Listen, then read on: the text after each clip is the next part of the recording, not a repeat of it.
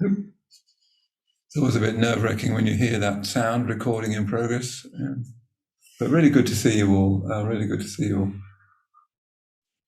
I can see about 40 of you on my screen here at Adhisthana.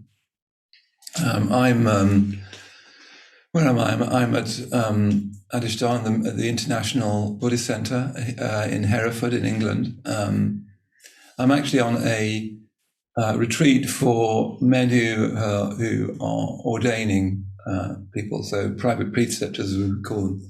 So all of us on our retreat are wearing our order robe. So I thought it'd be nice for you to see the order robe. So we're all here on retreat. We just arrived on retreat yesterday. Okay, so we'll start. So yeah, really good to see you all. It's funny, isn't it? We also introduced a lot little parts of your bedroom. An open window there, someone's fireplace there, someone's cat there. So it's nice to sort of be zoomed into your life. So yeah, my name's Maitreyabandhu, and I'm going to be teaching a week of meditation, 5 days of meditation. So what I'm going to be doing, I'll teach for a bit until about 20 past, something like that. So sit comfortably for just now. Don't sit in a meditation posture. I'll teach for a bit, then I'll lead us in a 30-minute or 35-minute meditation. We'll see how we feel. And then there'll be a bit of time for asking questions. What we'll do, we won't, perhaps don't ask questions during the meditation, because it's like opening your eyes in church. So when we come out of meditation, there'll be a chance to ask questions. And what we'll do is I'll get Nick, who's doing the Zoom hosting from London, and I'll get him to sort of put some of the questions together, because some of your questions are often similar or the same kind of area, and I'll get him to put them to question, and I'll get him to unmute and ask me. I've got Amalabhadra here as well, who's on the retreat. You can see a little tiny bit of his head there. He's helping me, so that's really great. Yeah, so what we're going to be doing is we're going to be applying what some of Iain McGilchrist's insights. We're going to apply them to our experience. So, what we're trying to do with this project is, first of all, explore the mind by listening to or watching these YouTube conversations. So I hope by now already you've watched our conversations with Iain McGilchrist. I do really recommend them. I'm not a science person or even a philosophy person, but his idea about the hemispheres of the brain, I think, is an extremely important idea, a very rare idea. It's a major idea, and you can tell because it has great explanatory power. That's how you can tell the strength of an idea is its explanatory power. In other words, explanatory power just means what it shows you about life when you bring that idea to bear on life. Yeah. So he talks about culture, he talks about history, he talks about, on one hand, but then he also talks about patients with various kinds of brain damages and what that shows you about the brain. So yeah, I do recommend you exploring Iain McGilchrist's thought. The book is rather frighteningly large, but yeah, do watch the 2 interviews that we've done with him. Actually, just the day before yesterday, we got an email from him saying that he would do another interview with both of us in person in the London Buddhist Centre. So we'll continue exploring his thought, because he's just produced his new book. But yes, we start with exploring our guest thought, and then we try to go deeper into that in the seminar. So Nick will be posting the seminar that we did on Friday with Jan Archer, in which we try to explore Iain McGilchrist's thought deeply and perhaps bring more of a Buddhist perspective to it. Buddhism, after all, is primarily concerned with the mind and with flourishing your mind, of making the best out of your mind. Yeah? And that's really what meditation is. It's a question of how do we make the best of our mind? How do we make the best of our life? Yeah, and that's something that's crucial for all of us. Yeah, it's crucial for me, and it's crucial for you. So yeah, and the seminar will explore the mind, and then in these meditations, what I'm trying to do is help us take what we've learned into our direct experience and into our life. So Iain McGilchrist talks about that there are 4 paths to truth. I'll just make sure I've got this right. He talks about reason, science, intuition, and imagination. Yeah. So he says that those are the 4 paths to truth: reason, science, intuition, and imagination. And this is someone who is a psychiatrist who has a great understanding of neuroscience. He's also a literary don. He used to teach literature at Oxford. So I was really struck by that he thought those are the 4 paths to truth. And he said that any approach to the truth that doesn't include those 4 paths was going to be in trouble. Yeah. So part of his thesis is that reason and science are split off from imagination and intuition. Yeah. And therefore it's going to get things wrong. Yeah. Therefore science is going to get more and more narrowly analytical and reason-based. Yeah. Reason becomes more and more abstracted and analytical. And he then uses this language of the left and right hemispheres of the brain. And the left hemisphere of the brain is to do with abstraction, to do with analysis. It's primarily to do with understanding things in terms of parts and trying to develop your sense of things by adding one part to another. Yeah. And of course, that becomes an infinite regress, that you never get to wholeness through parts. The right hemisphere of the brain is to do with context. It's to do with wholeness. Yeah, it's a whole experience, the right-hand side of the brain.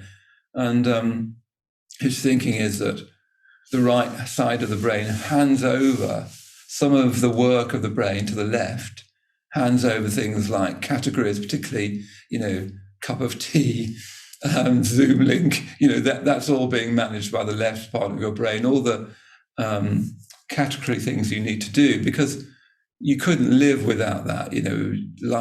Life would just be pouring into you. You need categories and abstractions to sort of put them all in little boxes, like little Zoom boxes. But then the McGilchrist would say that needs to then be handed back to the right hemisphere. It needs to go right, left, right. In other words, those parts are then delivered back to the whole context, because it's only through a sense of the whole that you'll get any real experience, any real meaning in life. Yeah. When I got involved in Buddhism, I was at art school, and in those days, everybody said the word Foucault or Derrida. And what my experience of that at the time was what both of them did. I don't know whether they actually did this, because nobody actually read Foucault or Derrida. I've never read a word of either of them. But as long as you could pronounce it, it doesn't really matter. Every tea break, and as a 22-year-old, I'd managed to get the word Foucault in somehow. But what we were taught was that the way to understand things was to break it down into parts. And then you looked into the parts and you saw there was nothing in them. So it was a bit like getting a car and breaking it into parts and then say, well, it doesn't work. Yeah. And we did that with meaning. We did that with value. We did that with beauty.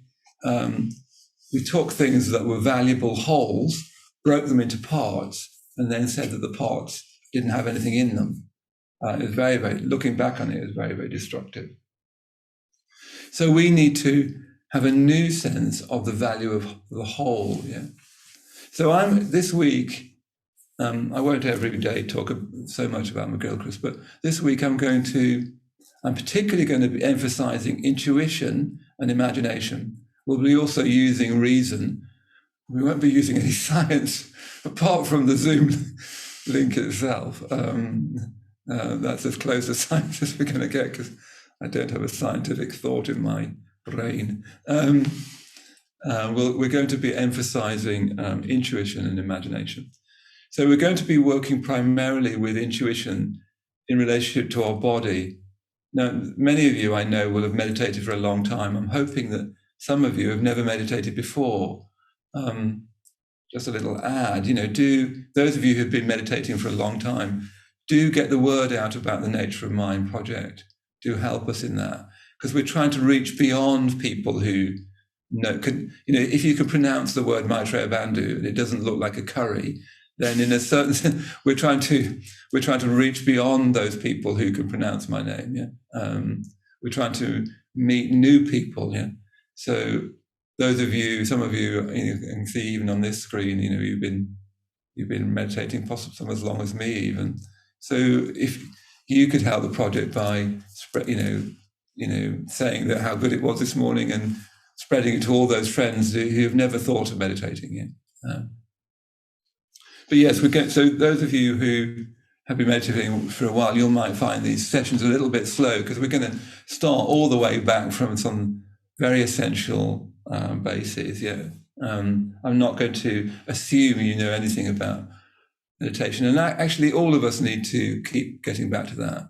None of us know that much about meditation, however much we have meditated, because it's like saying you know the mind, and the mind is unknowable.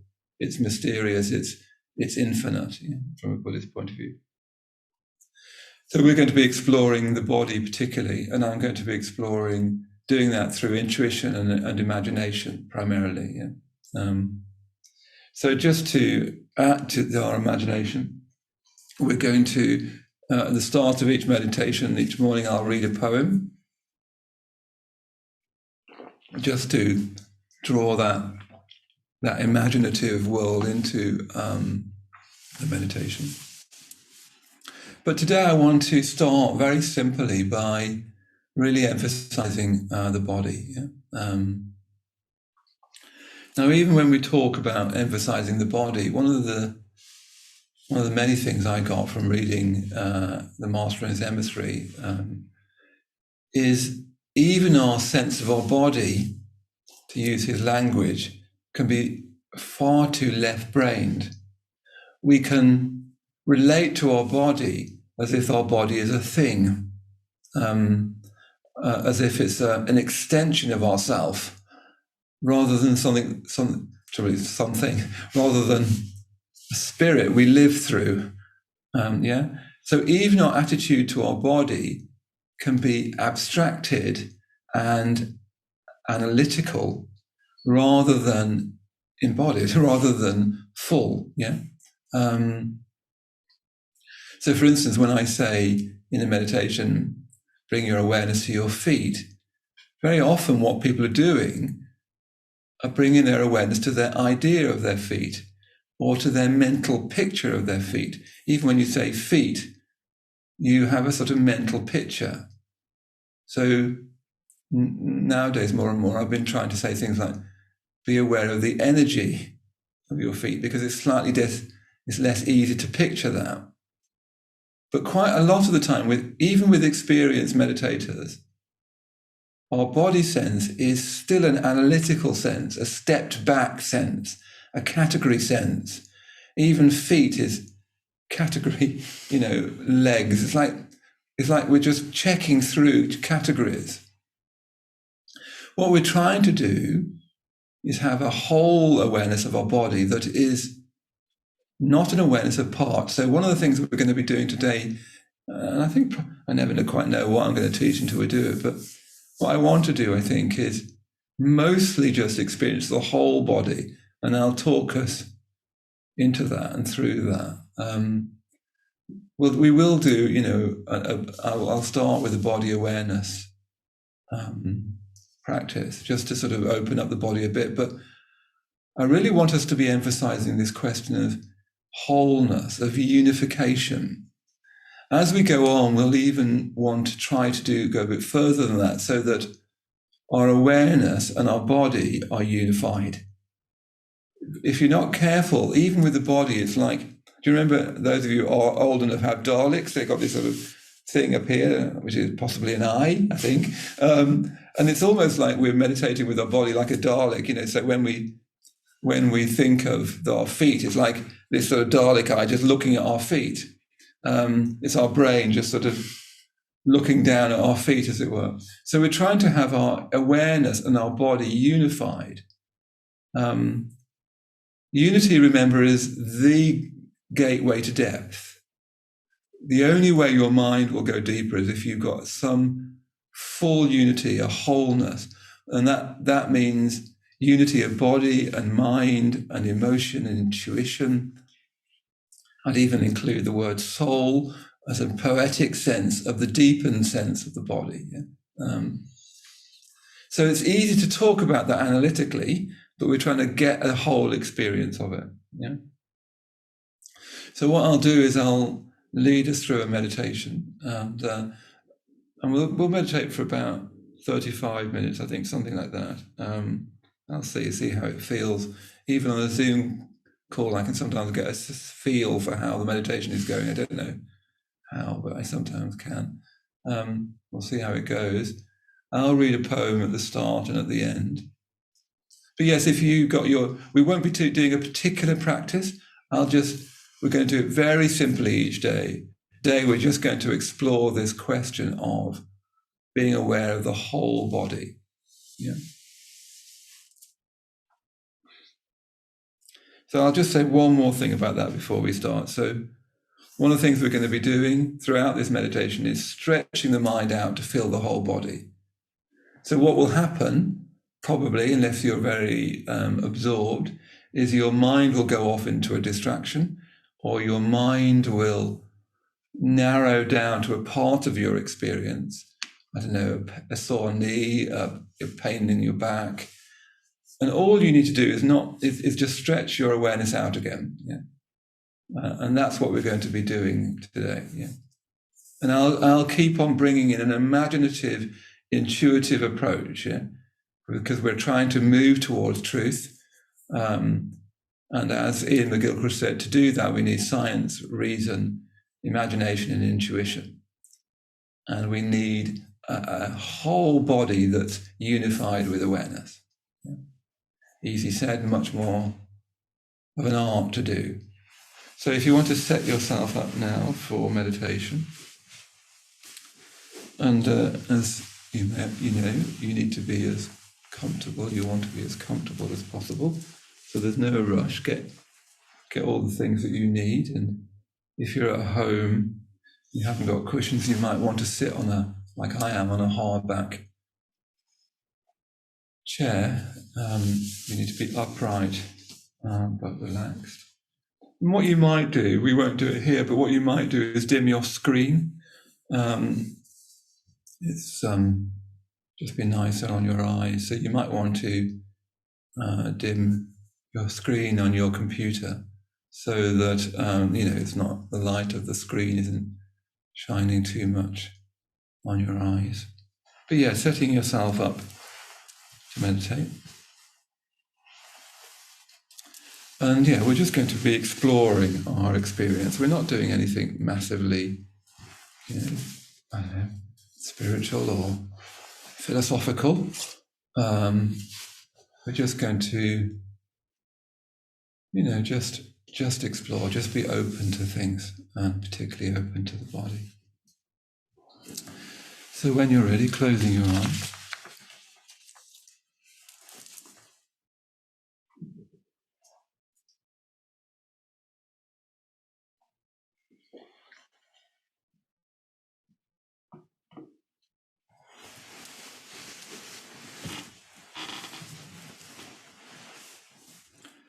And as soon as you've closed your eyes, bring your attention into your body.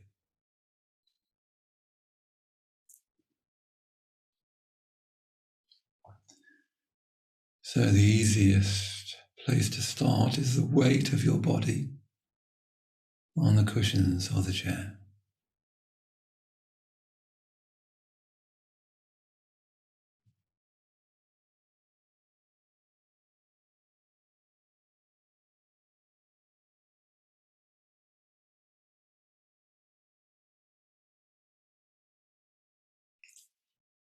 Remember, you're not trying to think about your body.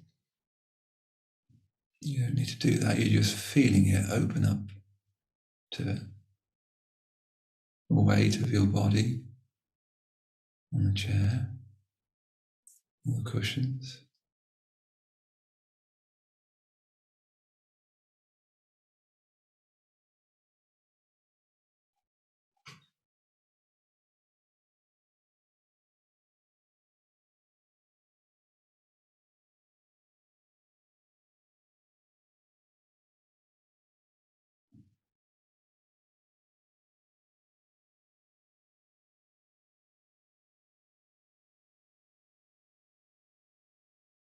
your feet on the floor, your knees on the floor if you're sitting on the floor.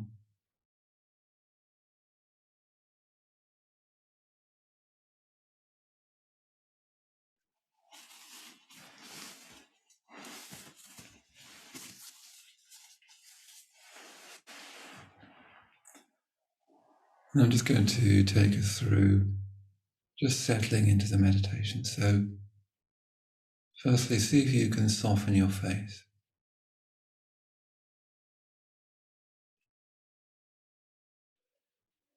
Soften your brow. Soften your eyes.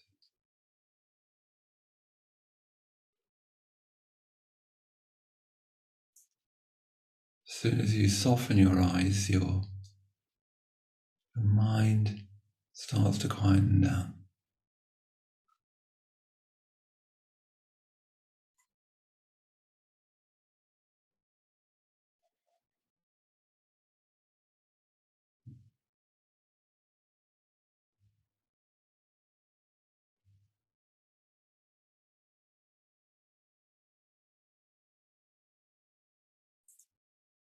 Just see if you can soften your jaw.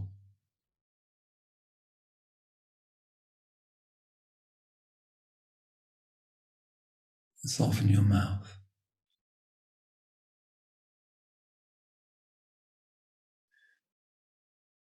So you're not using your face just now.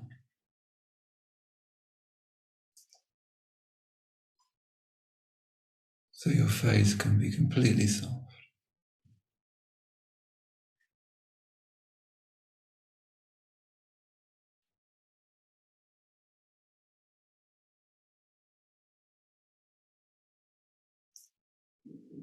And then bringing your awareness into your shoulders.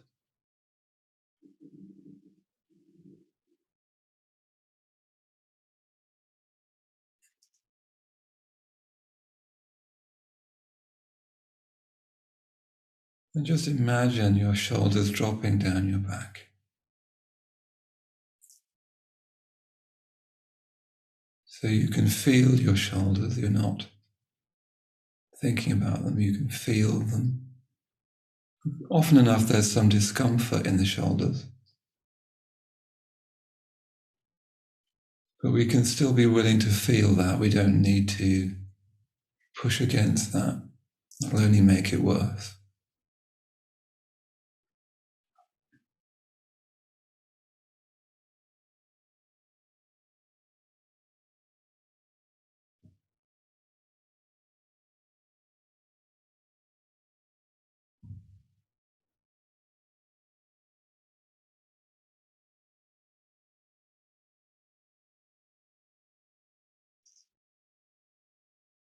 So you can have just this soft thought that the shoulders are soothing out, smoothing out.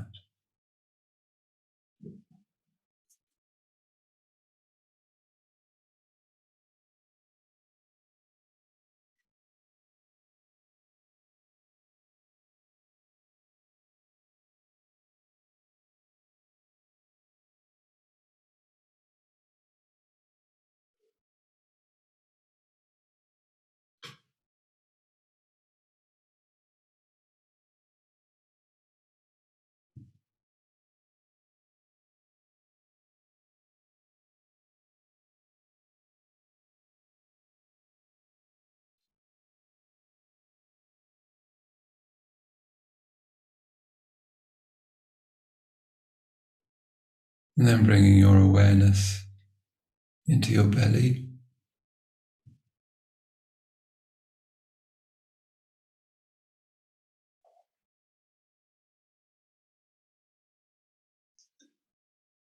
Notice if you're holding on in your belly. And we're often doing that unconsciously. We don't realize we're doing it habitually. So you won't be able to make it relax. Just see if you can feel any grasping, gripping in your belly.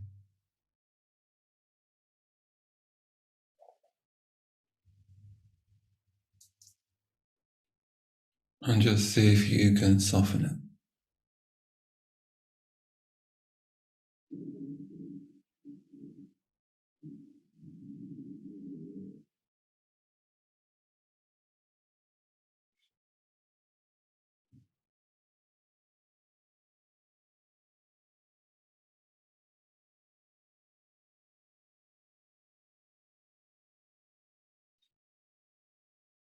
And you might do that by breathing into the belly a bit more.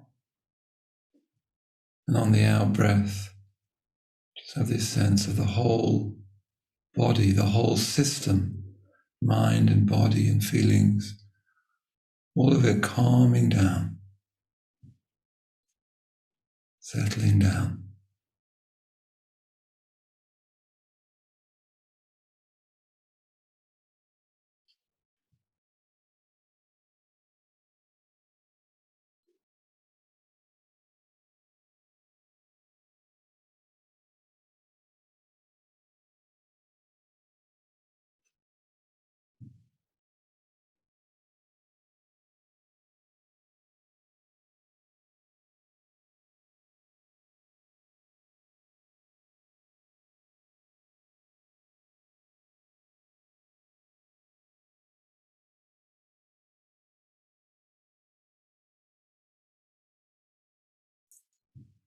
And then noticing your thighs. Again, we're often subtly or not so subtly gripping on with our thighs. We're doing that without noticing it.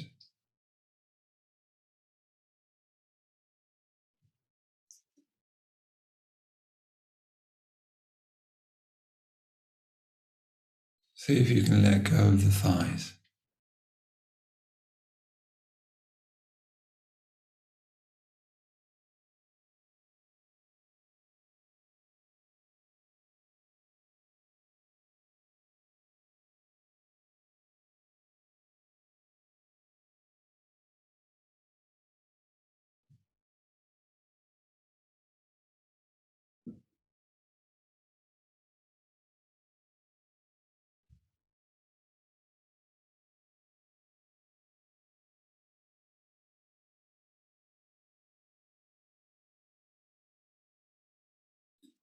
Just have this imaginative sense that your whole body, your mind, your feelings, it's all calming down, quietening down. You can just imagine yourself becoming more and more settled,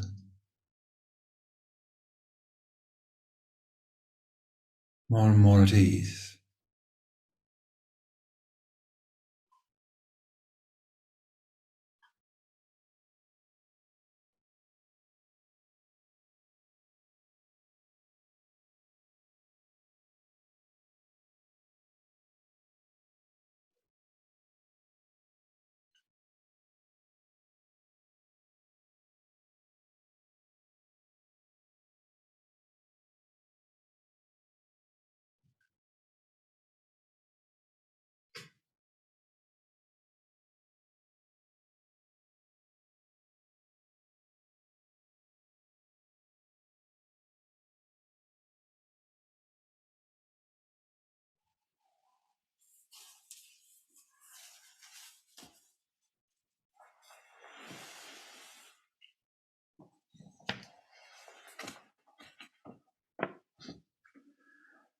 The road not taken.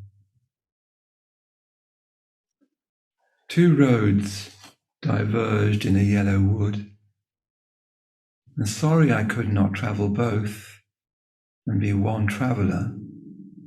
Long I stood and looked down one as far as I could to where it bent in the undergrowth, then took the other as just as fair and having perhaps a better claim because it was grassy and wanted wear, though as for that, the passing there had worn them really about the same. And both that morning equally lay in leaves no step had trodden black. Oh, I kept the first for another day. Yet knowing how way leads on to way, I doubted if I would ever come back. I shall be telling this with a sigh, somewhere ages and ages hence. Two roads diverged in a wood, and I took the one less travelled by, and that has made all the difference.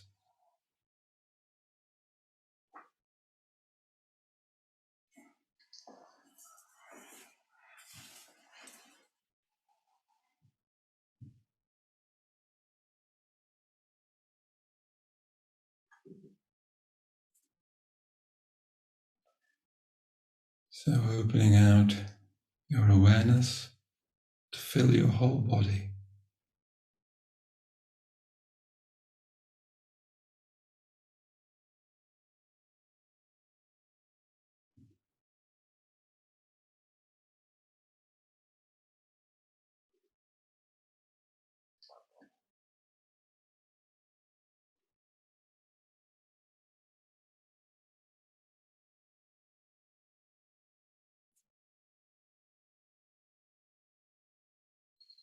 If your mind narrows down to a thought or an area of the body, perhaps an uncomfortable one, that's fine, that's all right, that's natural enough. Just open out your awareness again to include the whole body.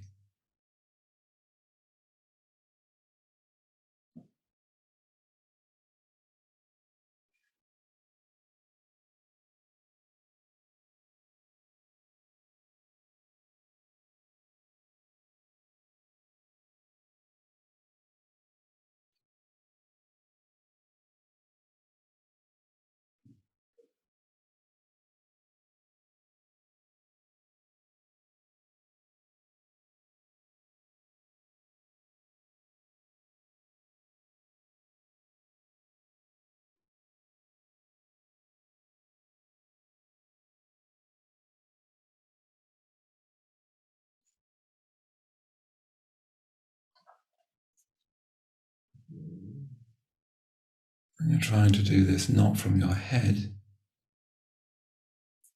but a whole sense of your body. Sometimes it helps to keep remembering to soften your eyes and soften your face.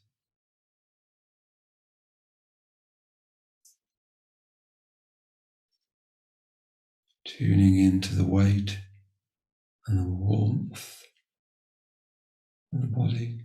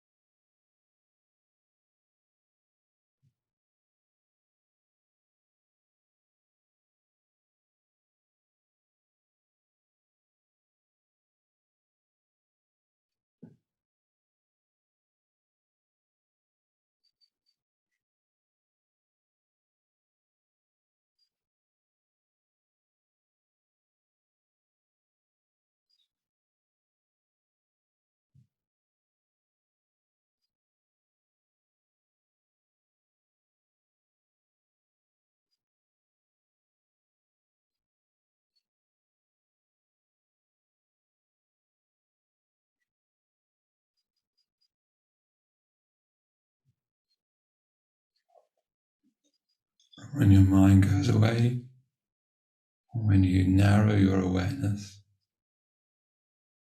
to a part of your body, just opening it out again to feel the whole body. It's almost as if the awareness goes a little bit beyond the edges of the body. The body isn't a thing, that carries you around. It's more like a spirit that you're living through.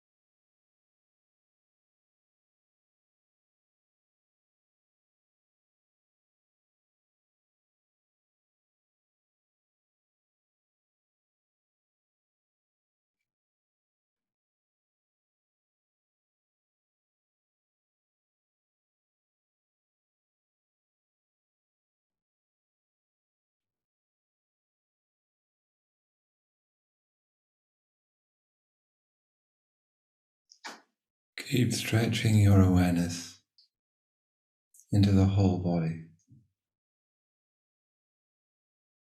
however the body feels, comfortable or uncomfortable, or nothing very much. That's just fine.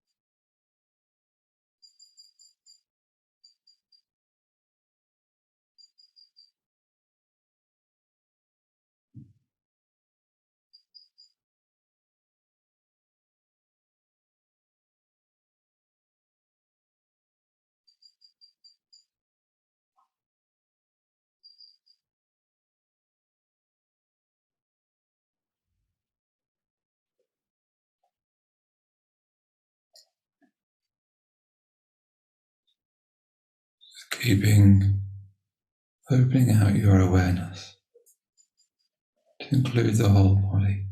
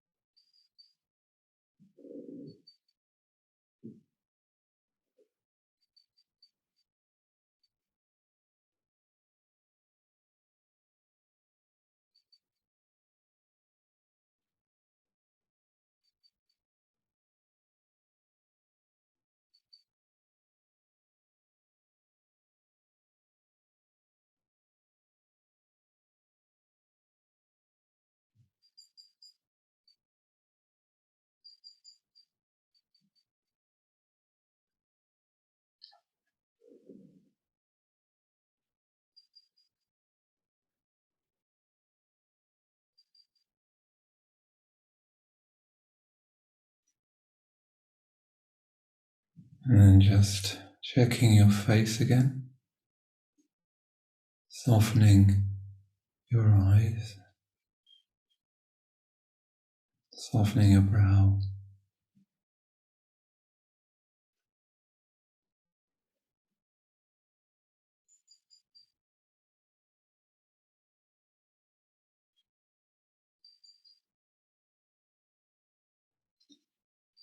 taking your awareness again into your shoulders,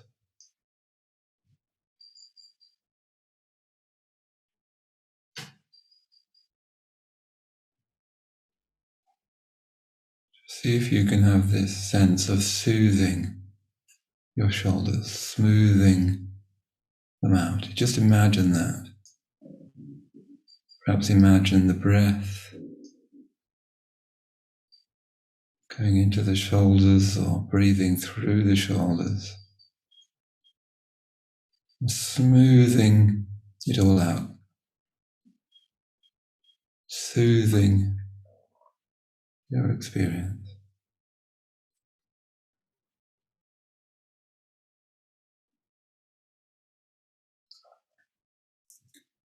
And if there's any discomfort in your shoulders, just breathing into that or breathing through that. Finding some way of imaginatively using the breath as something that's soothing your whole experience.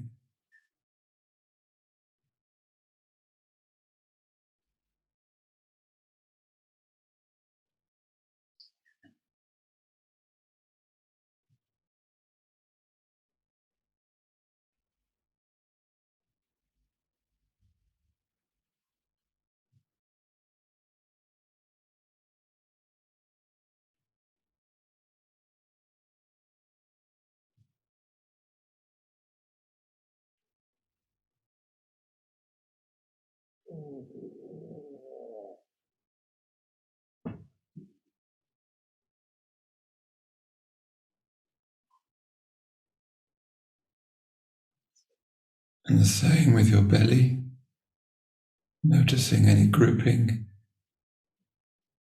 in the belly.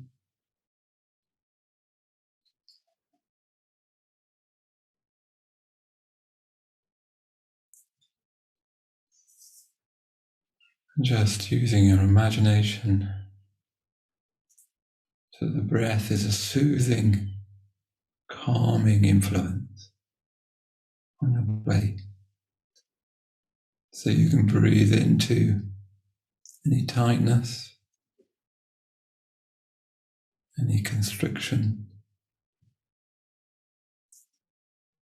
or you can breathe through it.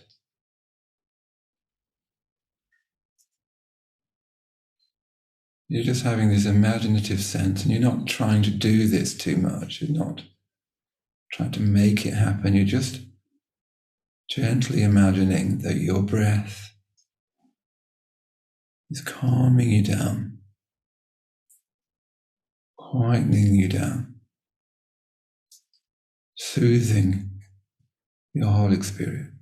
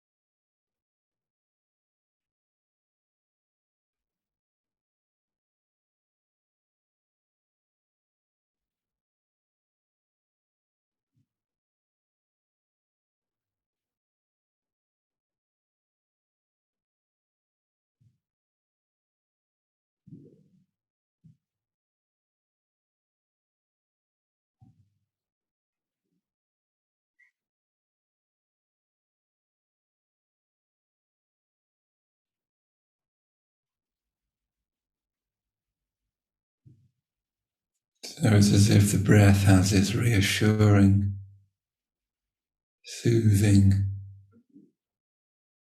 effect on your body and on your mind.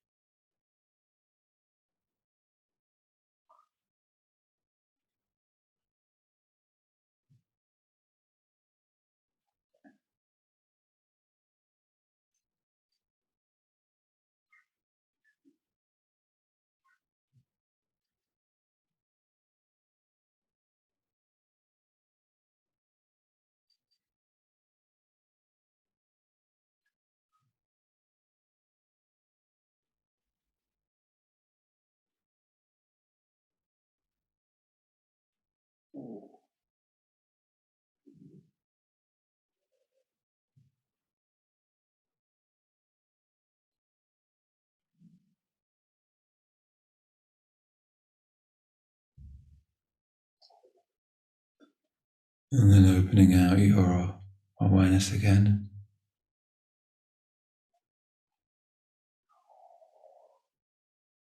And this time even opening out beyond the body into the sounds around you. So I can hear a few birds here in Herefordshire singing.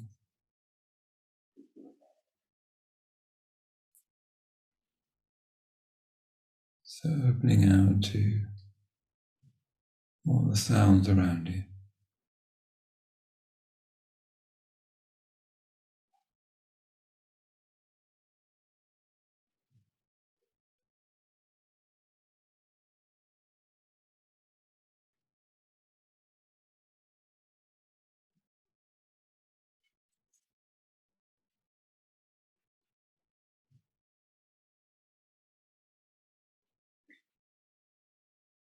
You don't need to listen to sounds, they just appear in mind.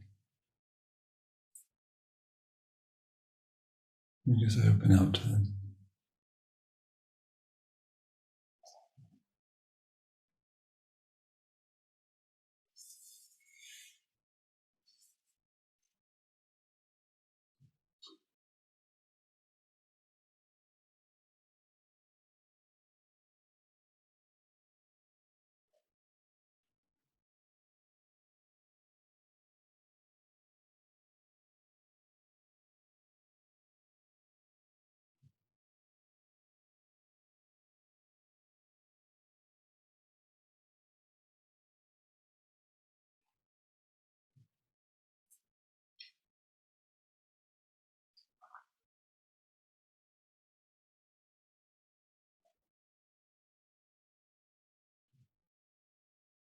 And then include your whole body.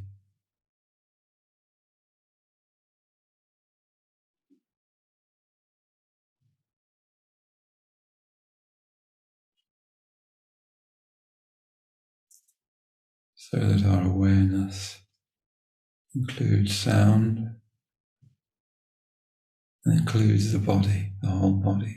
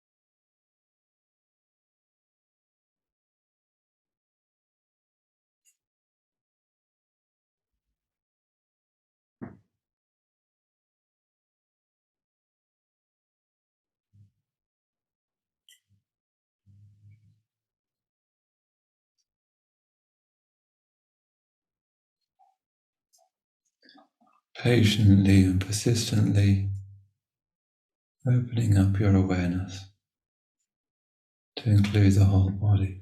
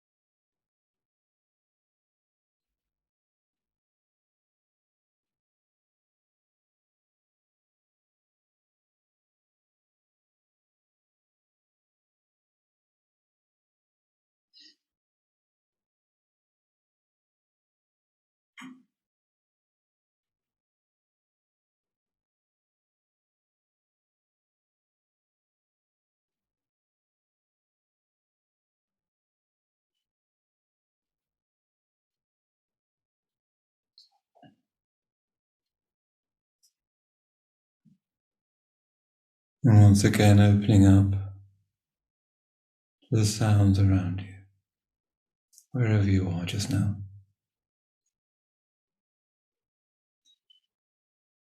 so that your awareness is an embodied awareness, your whole body, and it's open to any sounds around you.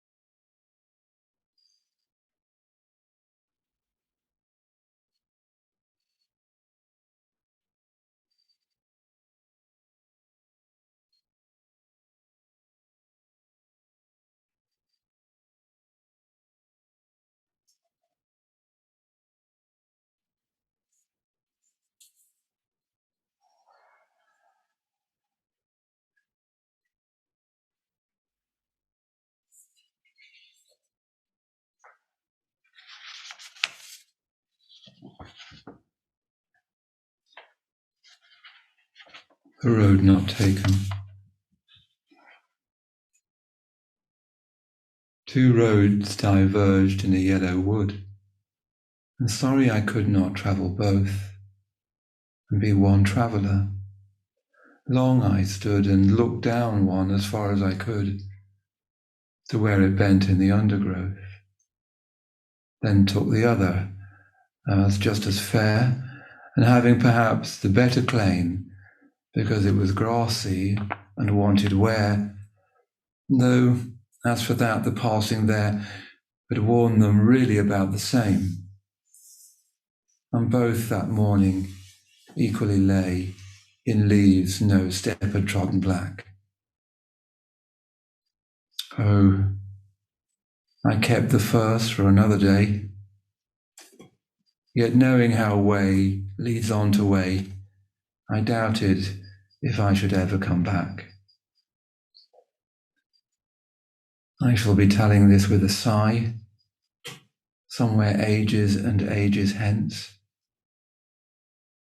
Two roads diverge in a wood, and I took the one less travelled by, and that has made all the difference.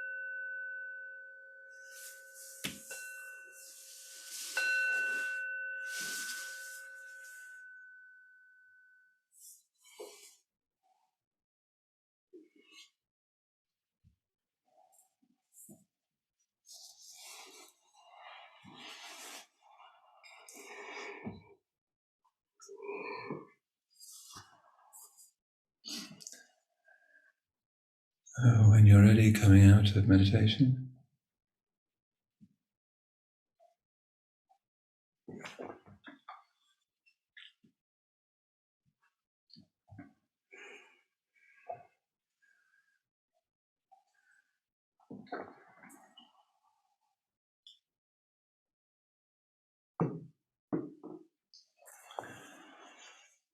Okay, good.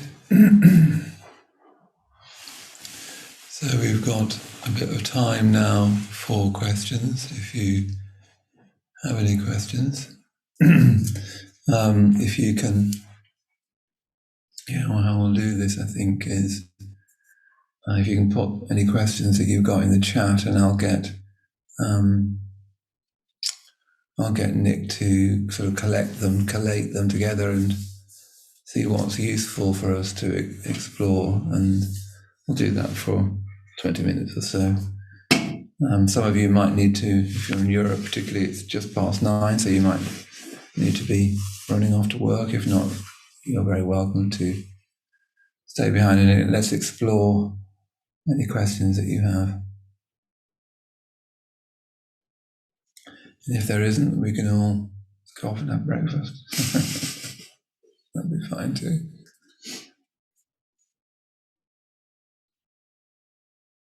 Or dinner. Or dinner, of course, yeah. I keep forgetting that we are at this moment around the world. So maybe your next activity is. So Nick, I can see a few questions zooming in, so can you see the one that you can ask me? This is Nick, by the way. Nick is the tech man behind the whole of the Nature of Mind project. We wouldn't be zooming anywhere if it wasn't for him. Anyway, Nick. So Soph is asking, how do you manage fear in the body, particularly when focusing on certain parts of the body that feel unsafe, cringy, or uncomfortable? Yeah, I like that word, cringy. This is one of the questions we often get is about anxiety in the body, fear in the body, and so on. There's two things I particularly want to emphasize. One is one of the things that we often teach is turning toward your experience. So, feeling that fear, what does it actually feel like? A lot of fear and anxiety is to do with kind of secondary narration. It's to do with what we say in our mind about it. Oh no, I feel fearful, I feel a bit panicky, I feel a bit cringy, as you said, in the body. So see if you can drop out of that kind of narrative. One of the things I notice with any kind of fear and anxiety, it's very future-based. It sets you off into a future mentality. Oh, it's going to get worse. It's happening again. Why can't I relax and all that kind of stuff? So fear is bound to set you off into propuncture. That's the Buddhist word for it. Propuncture means mental proliferation. Your mind spreading out into the worry, thinking about this is going to carry on in the future and connecting that with the past. That's what propuncture does. So the first practice that you're teaching in meditation is to see if you can drop below that propuncture, even tell yourself that you're thinking about it, ruminating about it, and see if you can feel it more directly. So you might try that. More and more, however, I'm sort of doing a bit of that, but more and more I'm just using the imagination. And it's interesting that Iain McGilchrist, in his book, The Master and His Emissary, he emphasizes the imagination very much, which is, for a scientist, is very, very interesting. But he, like Sangharakshita, like Bhante, my own teacher, the founder of Triratna, he makes the distinction, actually pretty much exactly the same as Bhante's, Sangharakshita's, between imagination and fantasy. He uses Coleridge as his source, which is what Bhante Sangharakshita does as well.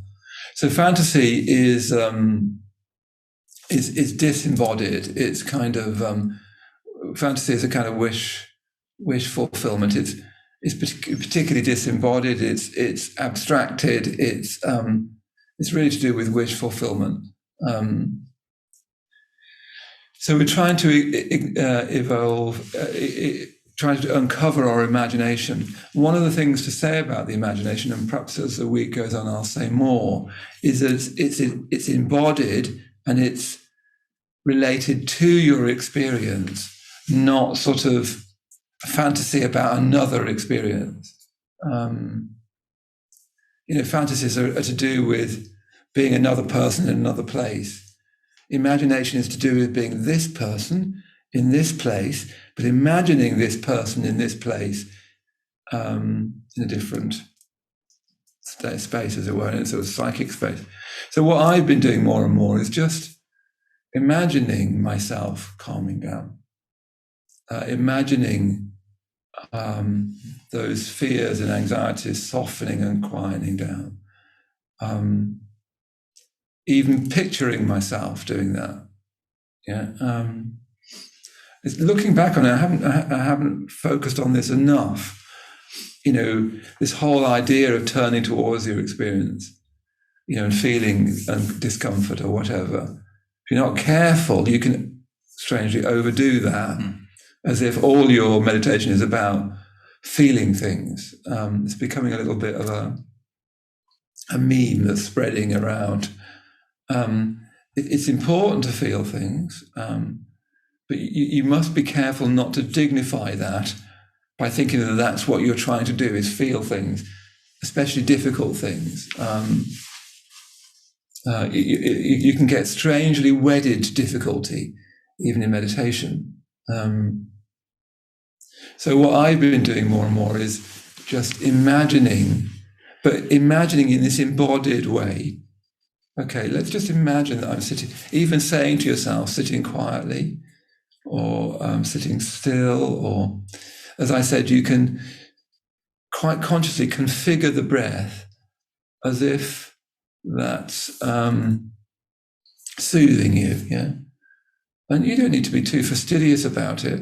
There you are, sitting in your body, feeling your whole body, and just imagining that the breath is breathing into any discomforts, any fearfulnesses, and soothing that all down, smoothing that all down. Yeah? Even imagining that you're not feeling particularly frightened. Yeah. Now, your imagination, if you're imagining, it will affect your experience. Sometimes your brain doesn't know if you're imagining something or experiencing it. So it will start to refigure your experience. But you need to imagine in a very unified, not too ponderous way.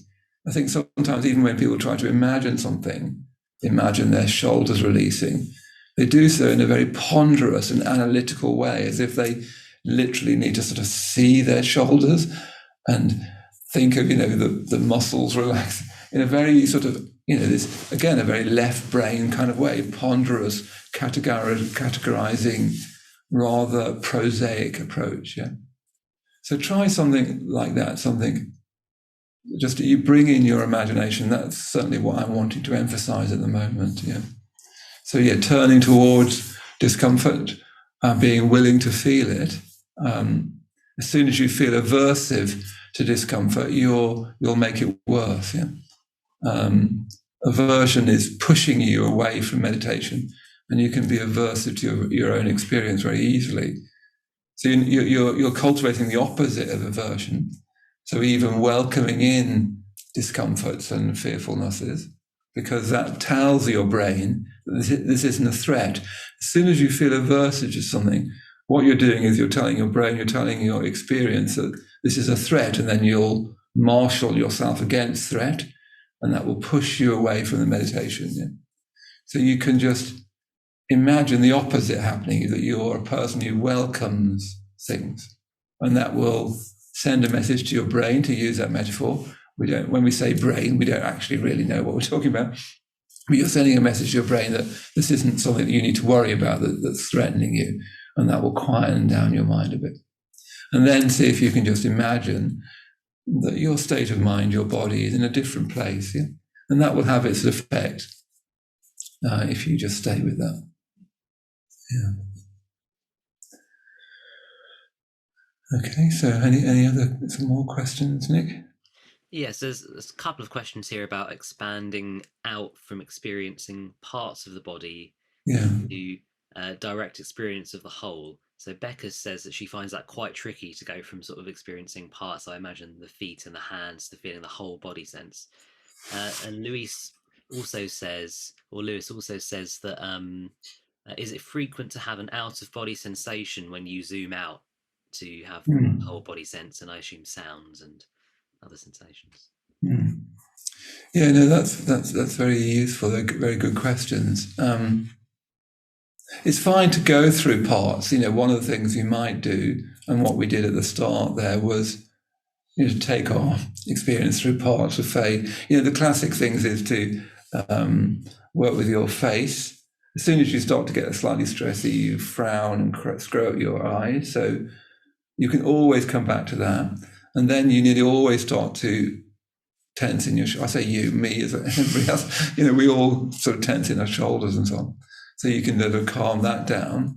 And then you easily tighten your belly. You can soften that, and then you tend to tighten your thighs. As soon as anything starts to feel threatening for you, those are the areas to look at. And it's fine to just to go through that. And if you find the whole body sense, I don't know, you're sort of struggling with that, we'll just go back through those key areas and release those, we'll soften those. And then, as I said, you might think in terms of the energy of the body, tuning into the energy of the body, because it's less easy to visualize, less easy to break into parts. It's interesting. Iain McGilchrist's thought is so remarkable. One of his theses is that for all kinds of reasons, that human beings are becoming more and more left-brained, that they're less and less to do with context, meaning. It's interesting that the religious sense is a right brain sense, the imaginative sense is a right brain, the sense of context. It's interesting that language, I think, as far as I remember, is in the left, but all of your sense of how you read language, tonalities, whether somebody is to be taken literally or not, is all in the right. It's interesting, isn't it, that we're tripping over speech so much nowadays. Oh, you said that was like a microaggression, or that was a this, but we're missing out on all the tone. Well, that was a joke, and you know what jokes are. They're not to be analysed. Oh my God, what does he really mean? It's a joke, But you won't get that if you're right pushed over to the left. You'll look at it analytically, but hang on, you said that. I don't know what you mean by that. Yeah. So even things like tonality in speech, in other words, the whole context of speech is to do with the right side of the brain. His theory is that various things are pushing us over more and more to the left. He actually says that we're becoming more and more like a kind of society with Asperger's, or a society with various kinds of autism, which is associated with the left. So you possibly will find it more difficult to have a whole sense. Yeah. So just keep on. You'll notice an area, even that thought. I'm just going to stretch out my awareness to feel my whole body. That's all you need to do. Don't take it too literally. Okay, like my awareness is a little ball. I need to now. You see, even that. You start to think, I need to literally stretch out my awareness, which has gone into a little ball. They're just sort of analytic ideas, So just feel, go back into feeling the body. The warmth of the body is useful.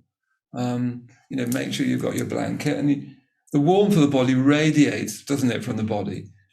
As you deepen this sense of the whole body, my experience is that it actually goes a bit beyond the body. I think it is actually quite useful to open out to sound. It's lovely here in Adhisthana because it's so quiet. Normally there's traffic. I listen to the traffic on the Roman road in Bethnal Green, where I live, above the Buddhist Centre there. Here it's a little bit of a pheasant. It's funny, it sounds a pheasant. You just open out, yeah. And when you open out to sound, even then you think you've gone out to sound, as if sound is out there. Actually, sound is just appearing in mind. Whatever mind is, we don't actually know what mind is, but it's just appearing, isn't it? So you just open out to that. Just practice that opening out to the whole experience. Yeah. And again, what I find is that it's not a very, it's not very much of an experience.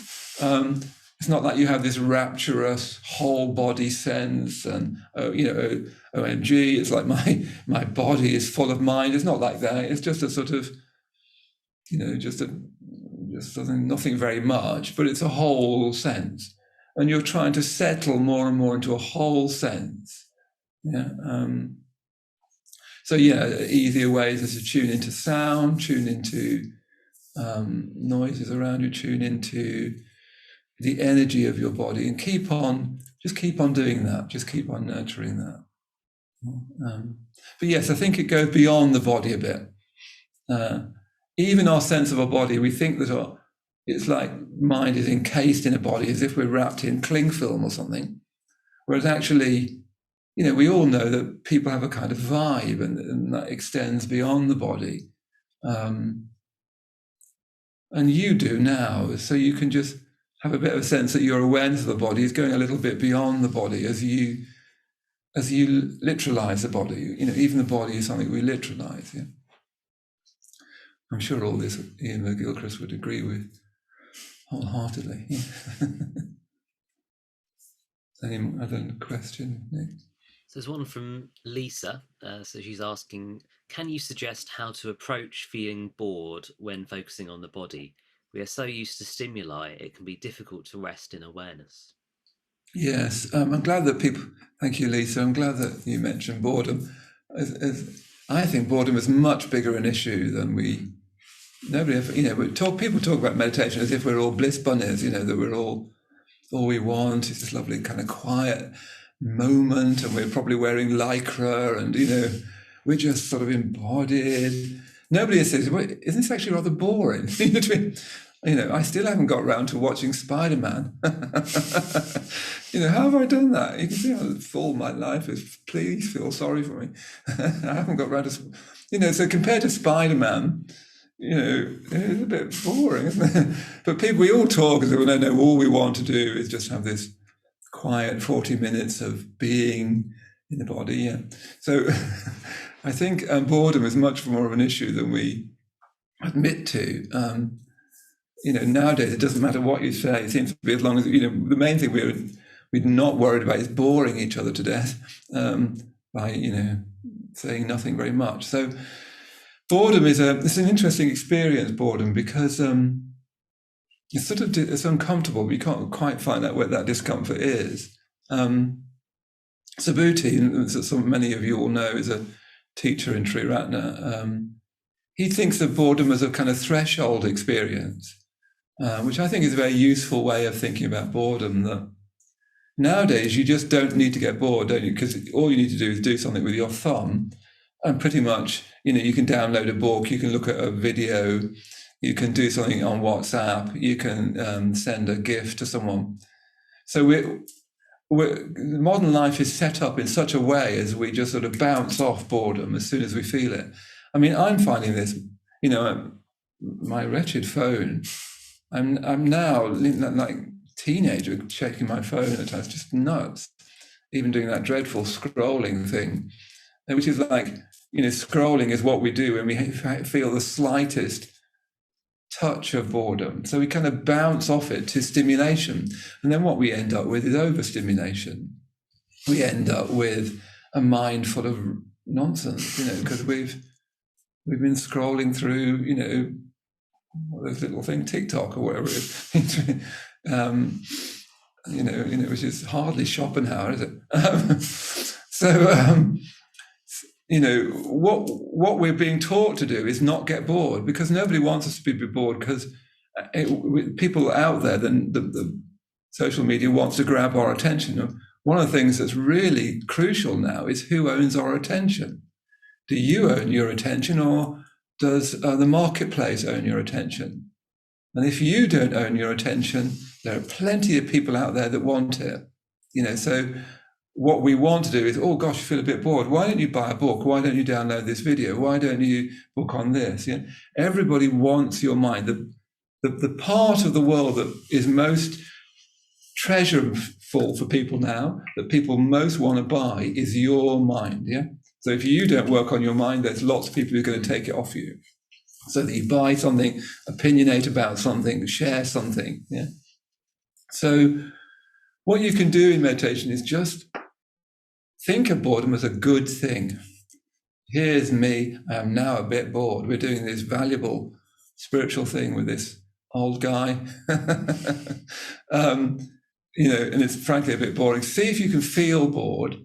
And one way I try and do it is see if you can actually be a bit more bored than you are. This is a bit boring, this feeling the whole body. So let's see if we can make it a bit more boring. Actually try to rest in feeling bored a bit more, because Subhuti's point is a threshold emotion. So if you can rest in it, it's a sign that you're about to go a bit deeper. And there's a kind of threshold between a consciousness which is, scrolling through Instagram, and there's an awareness that is actually quite happy just to sit there and do nothing and feel the whole body. There's a threshold between the two, and that threshold is boredom. Yeah. So see if you can get bored. You could think of every morning tuning in so that you can be bored for a bit. Yeah. That would be good. That would be good. It's a darn sight better than doing that mind-numbing scrolling thing that all of us are doing, whatever age we are. Crikey. I'm doing it. Not now, obviously. Okay. So we've got time, I think, for one more question. I know some of you are having to zoom off because you're live, but one more question. So Maria's asking, do you have any advice on what to do if the breath gets shorter and tighter during the meditation? It's happening during many of my meditations. It feels very tightening and the opposite of relaxed and spreading out, and I struggle to relax it, she says. Yeah, that's a very good... Sorry, what's the name again, Nick? Maria. Maria, that's a very good question, Maria. I think a lot of people have this at various times, possibly when you first start meditating particularly, or early on in meditation. If you're not careful, as soon as you're aware of the breath, you sort of tighten, don't you, around the breath. You sort of pounce on the breath and you tighten it. It's easy to then, get into that slightly short breathing thing. You're slightly tightening around the breath, basically. And sometimes just your awareness of the breath sort of has that effect, doesn't it? So what I would really recommend is you just back off from the breath. back right the way off for it. Yeah. Really just think, actually, just never mind the breath. Just coming back into the back of your body, your lower back, coming down in your body, opening out again to sounds, opening again to your whole body experience. And, you might come to the breath later, but you're just going to sort of back right away from it. It's just a sort of little glitch that people can get into. I think I got into it once. You start to associate awareness with the breath and start to associate an aware breath as being a short, tightened breath. I think that's what happens. There's all sorts of glitches you can get into in meditation. That's why it's so important to be taught. You can't learn it from books or from watching YouTube clips. It's just not doable. You need this kind of interaction, really, and a lot more. You need to be on retreat and so. But that would be my. We'll talk more about that as the week goes on. But that would be my thing. It's just back right off of the breath, open up the awareness to the whole body, open up the awareness to sound. Just think, I'm not doing breath. I'm going to do something else. That's fine. And then we'll gently bring the breath back. But that glitch will gradually soften out if you just keep backing off it. If you notice it happening, just think, okay, backing off. Even open your eyes if you want to, and opening all the whole senses up. Yeah. We'll get back to the breath. There's no worry about that. Okay, look, we need to draw this to a close. Just to ask you to help the project, the Nature of Mind project. So there are two ways you can help. The first way is to share Nature of Mind with anyone that you know, really. Just put it on Facebook, put it on your Instagram this morning. Oh, I just did this meditation. Why don't here's the way of registering. People can register for free for the project. As soon as you register, you'll just get all the emails, reminds you about the meditation, reminds you about the next seminar. You don't need to think about it. It'll all come your way. So one way you could help us is to really get the word out by spreading it on your social media. Let's use, social media is here to stay. So instead of putting up another kitten video or an opinion about the world, you could just share something that's a bit useful. That would be a really good thing to do. And then the other thing we need, of course, is money. We always need money. Not me, of course. I'm a millionaire. No, I'm not. That's a joke. You need the right side of the brain to realise that. So this is our, Nature of Mind project. Culminates in a large retreat, I hope, here at Adhisthana in summer. I'd like this project to continue. I'd like us to be doing Nature of Mind season 2, season 3. I want it to be a box set. To do that, we'll need money. On this first 6 months, we're trying to raise something like 20,000, something like that. So what we're suggesting is that say that you've watched the interviews and then you watched the seminar or joined in the seminar and you've joined these morning meditations for a week. What we're suggesting is if you could give around £50 for that would be great. Some of you could give more than that. Some of you can't give that much. That's fine. The first thing we did is we managed to get Nick.